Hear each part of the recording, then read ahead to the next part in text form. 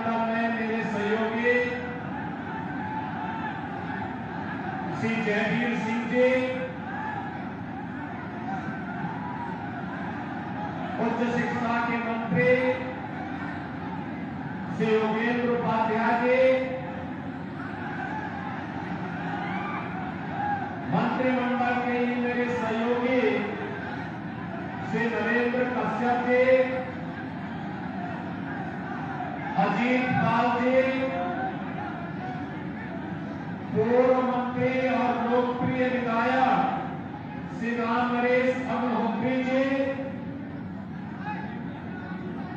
पूर्व विधायक श्रीमती उर्मिला यादव जी,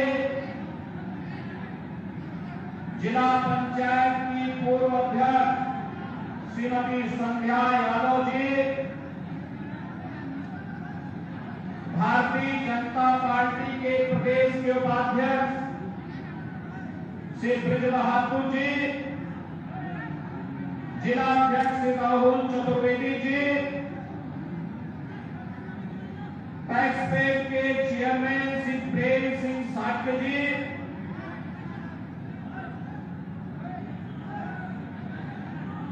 भारतीय जनता पार्टी के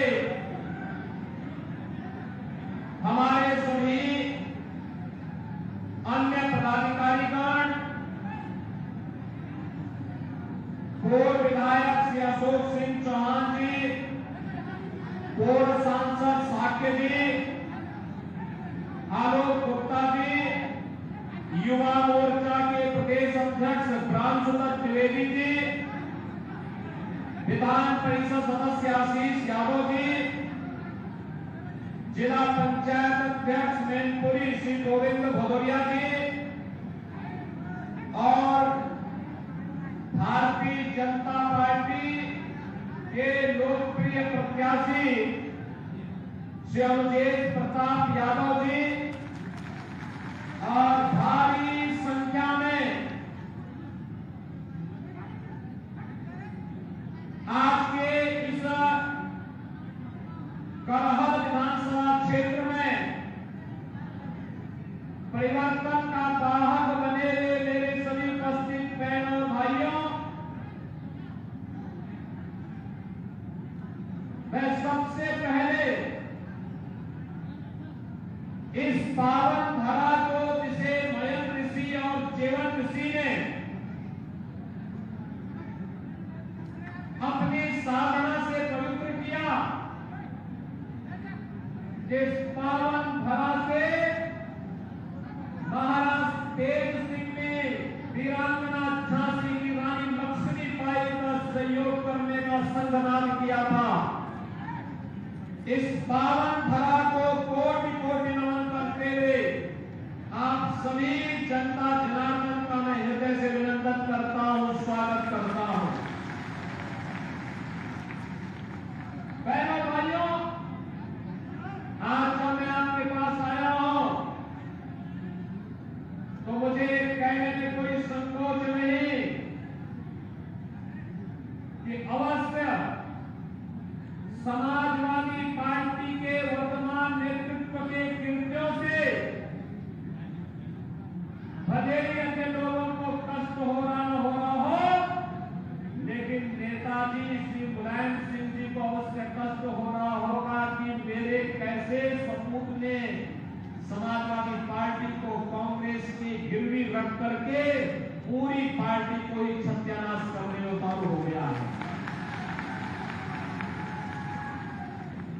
बहनों भाइयों, कुछ लोगों की एक प्रवृत्ति होती है और वास्तव में वह जिंदगी भर उनके साथ जुड़ जाती है, और वह है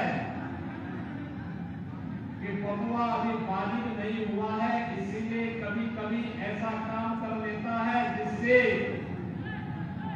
मेलपुरी वासियों के सामने भी संकट खड़ा हो जाता है।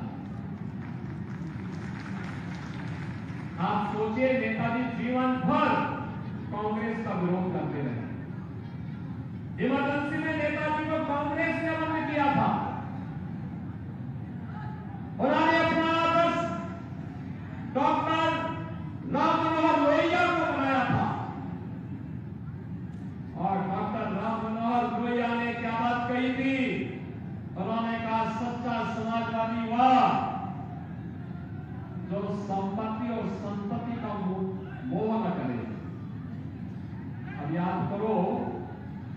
याद करो, ये सारा का सारा पद केवल एक परिवार को चाहिए, बाकी और किसी को नहीं चाहिए। ये कैसे चलेगा? और इसीलिए मैं आपसे कहने के लिए आया हूं, बहनों और भाइयों, आज की राजनीति की सबसे बड़ी त्रासदी है परिवारवाद से ऊपर उठना, जातिवाद से ऊपर उठ करके हमें सामाजिक ताने बाने को छिन्न भिन्न करने वाले बैरियर को हटाना पड़ेगा और भारत को मजबूत बनाना पड़ेगा। मेरा भारत मजबूत होगा, हम सब मजबूत हो जाएंगे। आपने देखा होगा, अभी 3 दिन पहले जम्मू कश्मीर विधानसभा में एक प्रस्ताव पारित हुआ है। उसमें उन्होंने कहा है कि हम धारा 370 को फिर से बहाल करना चाहते हैं। बहनों और भाइयों, बाबा साहब भीमराव अम्बेडकर की भावनाओं के विरुद्ध बाबा साहब भीमराव अम्बेडकर ने देश को संविधान दिया और उनकी भावनाओं के विरुद्ध कांग्रेस ने संविधान में धारा 370 जोड़ी थी। ये धारा 370 न केवल जम्मू कश्मीर में बल्कि पूरे भारत के अंदर आतंकवाद की जड़ बनी और भारत के यशस्वी प्रधानमंत्री नरेंद्र मोदी जी ने 5 अगस्त 2019 को देश के आतंकवाद की जड़ धारा 370 को हमेशा के लिए समाप्त कर दिया। लेकिन इस कांग्रेस की गोदी में जाकर के आज की अखिलेश यादव की समाजवादी पार्टी खेल रही है। ये लोग भारत की एकता अखंडता को चुनौती दे रहे हैं। कश्मीर में धारा 370 को फिर से बहाल करने की मांग करके आतंकवाद को वापस लाना चाहते हैं। इस भारत में जम्मू कश्मीर में कश्मीरी पंडितों को कश्मीर वैली से पलायन और उनके कत्लेआम को देखा है।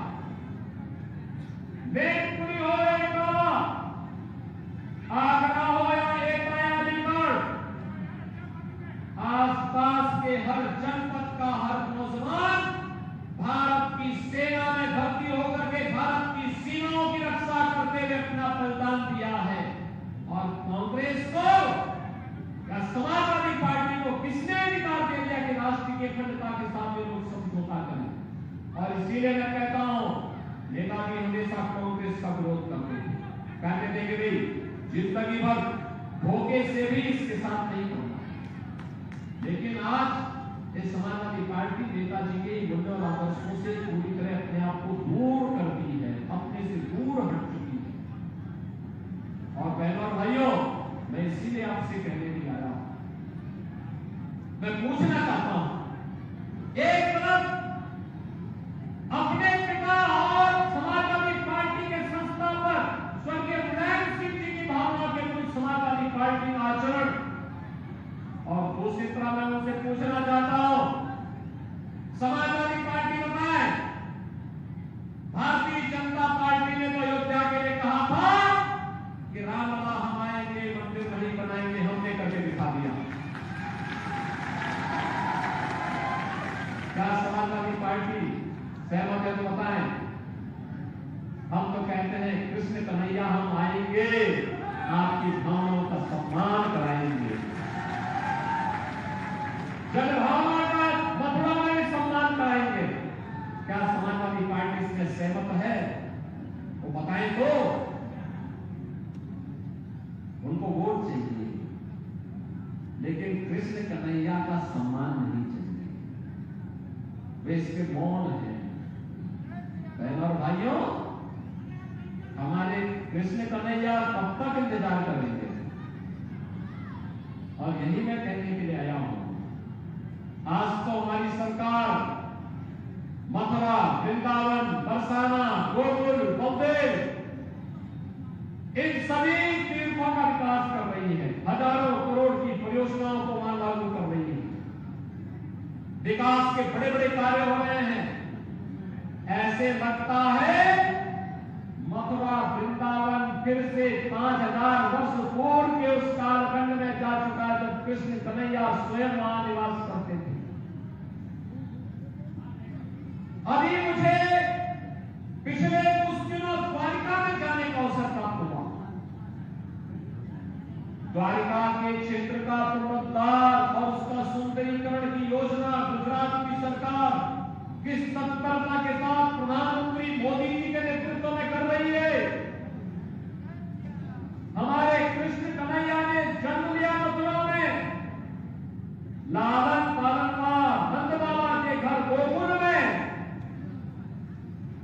उन्होंने लीला रचाई हमारे उत्तर प्रदेश में, और शेष आगे के लिए लोक कल्याण के लिए द्वारिका में जाकर के द्वारिकाधीश बन गए। द्वारिकाधीश बन करके पूरे भारत और पूरी दुनिया के अंदर सनातन धर्मावलंबियों को विकास कर रहे हैं। आज भी अपना आशीर्वाद दे रहे हैं। क्या समाजवादी पार्टी मथुरा वृंदावन के बारे में सरकार की सोच का समर्थन करेगी? वे नहीं कर सकते, क्योंकि ये आज की समाजवादी पार्टी तो रामद्रोही है। भगवान राम के मंदिर में दर्शन करने नहीं गए, उनको लगता था वो खिसक जाएगा। यानी राम मंदिर में जाने में वोट खिसकता है इनका, भगवान कृष्ण की जन्मभूमि में जाने में वोट खिसकता है इनका, काशी में काशी विश्वनाथ धाम जाने पर इनका वोट खिसकता है। अरे हमारे आराध्यों का जब आप सम्मान नहीं कर सकते, पूछना चाहिए तो फिर हमारा वोट देने के लिए भी क्यों आप आते हैं? वोट उठाइए। करारवासियों में आपसे ये भी करूंगा, आपको उनको जवाब देना चाहिए, और जवाब यही देना चाहिए, दो टुक बोलना चाहिए। अगर आप कृष्ण कन्हैया का सम्मान नहीं कर सकते, उनके गौरव और गरिमा के सम्मान के लिए आप कुछ नहीं बोल सकते, तो हम भी आपसे बाय बाय करते हैं। दो टुक बोलने की आवश्यकता है। बहनों भाइयों, आज तो सरकार प्रधानमंत्री मोदी जी के नेतृत्व में जिस तत्परता के साथ कार्य कर रही है, और बेटी और बहन को सुरक्षा की गारंटी सरकार दे रही है, हर व्यापारी के सम्मान की रक्षा करने के लिए सरकार पूरी प्रतिबद्धता के साथ कार्य कर रही है। विकास के कार्यों को घर घर, बिना गांव-गांव तक, घर घर तक बिना भेदभाव पहुंचाने का काम हो रहा है। उत्तर प्रदेश हो या देश, कांग्रेस और समाजवादी पार्टी को सर्वाधिक समय तक शासन करने का अवसर प्राप्त हुआ, सर्वाधिक समय तक शासन करने का अवसर प्राप्त हुआ। लेकिन गरीब को मकान, गरीब को शौचालय, गरीब को 5 लाख रुपए की स्वास्थ्य बीमा का कवर, और अब तो मोदी जी ने यह कर दिया कि 70 साल से ऊपर का जो भी बुजुर्ग होगा उसको हर वर्ष 5 लाख रुपए की स्वास्थ्य बीमा का कवर देंगे। हर वर्ष 5 लाख रुपए फ्री में उपचार के लिए खर्च करवाएंगे।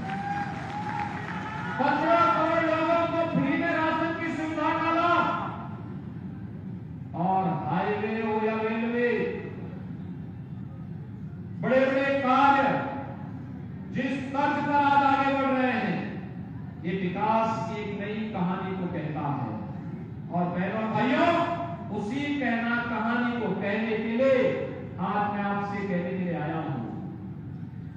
करहल एक परिवार की आप बैंक चला देंगे तो फिर वे कभी आएंगे नहीं, चुनाव में क्यों दिखाई देते हैं, बाकी तो फिर सब गायब होते हैं, बाकी तो गायब। और इसीलिए हम लोगों ने तय किया है कि मुकेश यादव यहां से चुनाव लड़ेंगे तो यहां पे रहकर के जनता जनार्दन की सेवा करेंगे। यही से टेलीफोन से हमसे कह देंगे विकास यहां वापस कहां विकास आएगा।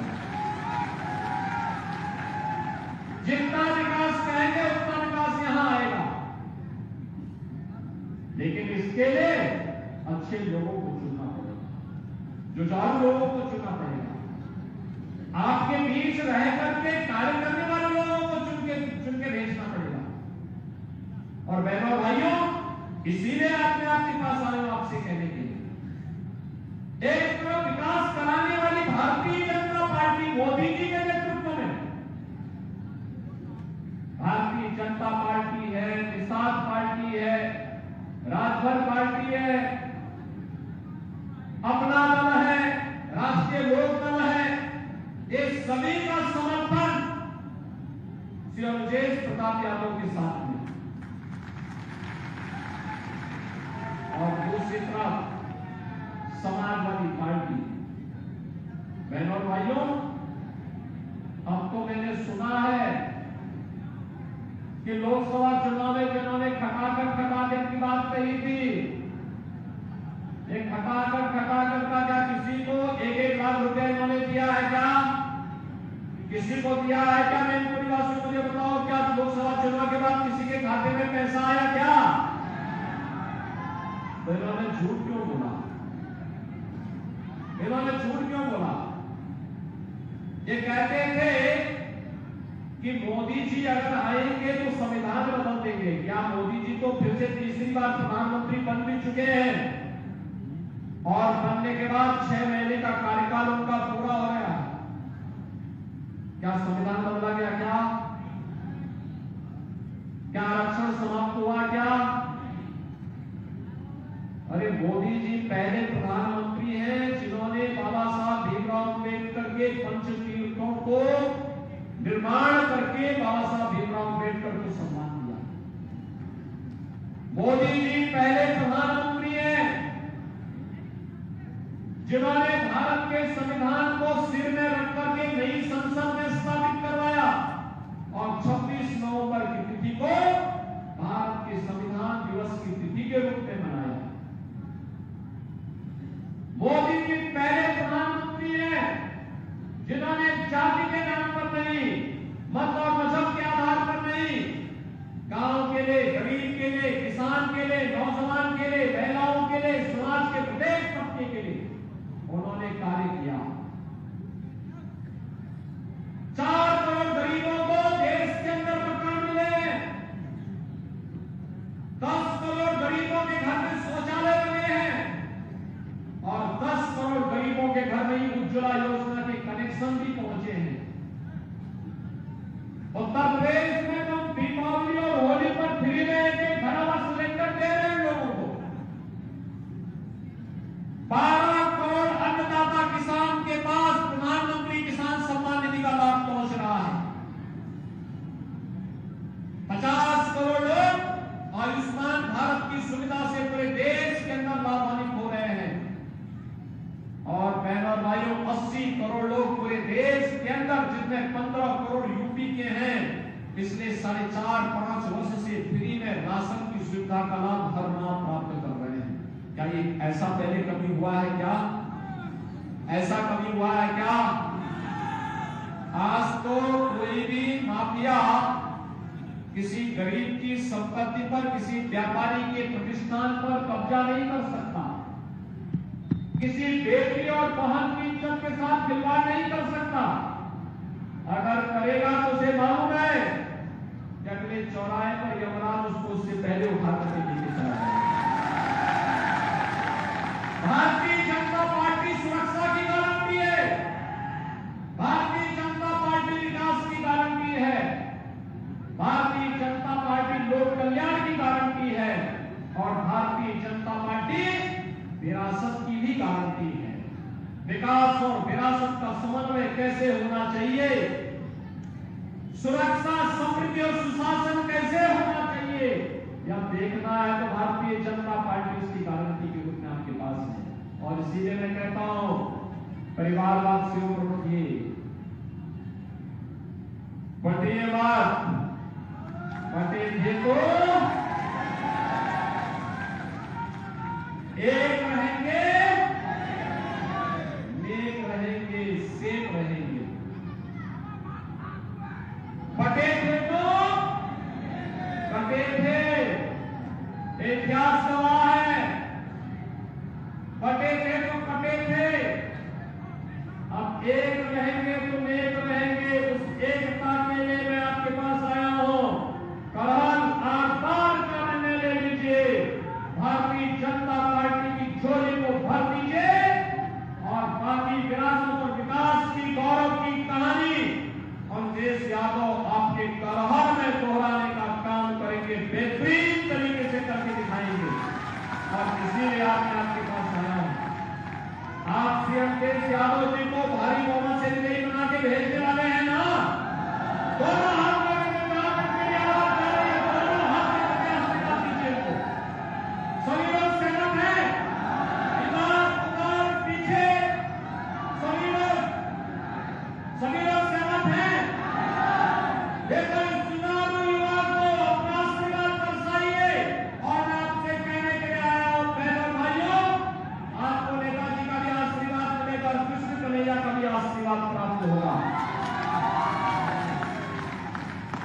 सहमत हैं?